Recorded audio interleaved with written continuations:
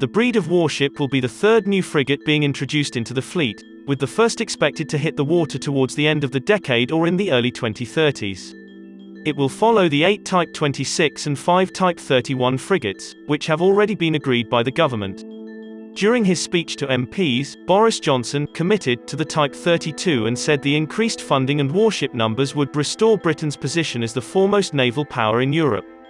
The news was welcomed by military top brass in Whitehall, with a defense source telling the news, "This is the first time that we have grown the frigate and destroyer force in my memory, it's great news for us." The exact role and makeup of the vessels is yet to be officially announced. It's understood they will be based on a similar design of the Type 31, which goes into production later this year.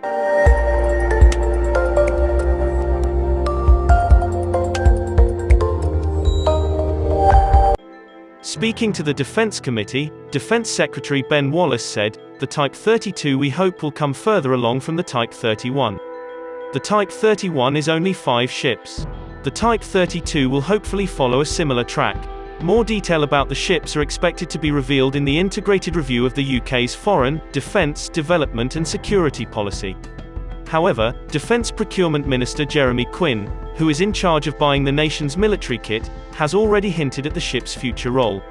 Responding to a parliamentary question, the Tory minister claimed the new warships would be deployed as a floating mothership for drone and autonomous tech, which is currently being trialled by the Navy. The program and procurement strategy for Type 32 will be decided following the concept phase, which has not yet been launched. Further work is required to develop the operational concept. However, it is envisioned that Type 32 will be a platform for autonomous systems, adding to the Navy's capabilities for missions such as anti-submarine warfare and mine countermeasures, he said. The Navy's current fleet of 13 Type 23 frigates will begin to leave services on an annual basis from 2023. However, the first replacement Type 31 and Type 26 won't be in service until 2027. It means that the number of frigates will have reduced to 9 before the first new ships join the fleet. Combined with the 6 Type 45 destroyers, the total strength of the Navy's high-end warships, excluding the 2 carriers, patrol ships and mine hunters, will be 15. The capability gap has worried former First Sea Lord Admiral Lord Alan West, who said, "Just 15 major service ships will put us into the second tier of the world's navies. 15 surface ships means only 5 on task, as a third will be in maintenance and a third will be training. For a great nation like ours, just 5 warships on task is a national embarrassment and disgrace." His fears were echoed by former Chief of Defence Staff Admiral Lord Michael Boyce, who warned, "Our number of frigates and destroyers are anorexic, and this has been exacerbated by the Type 45 problem. We embarked upon an 8-ship, Type 26 frigate building program in 2017, but the first ship, Glasgow, won't be commissioned until 2027.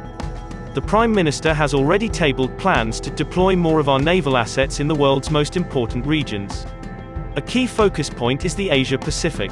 The Royal Navy has already increased its presence in the region. It's so, the Type 32, which is already earmarked to operate as a drone HQ, could well be in a position to take a permanent base in the region, supporting mine clearance efforts, currently conducted by dedicated mine hunting crews.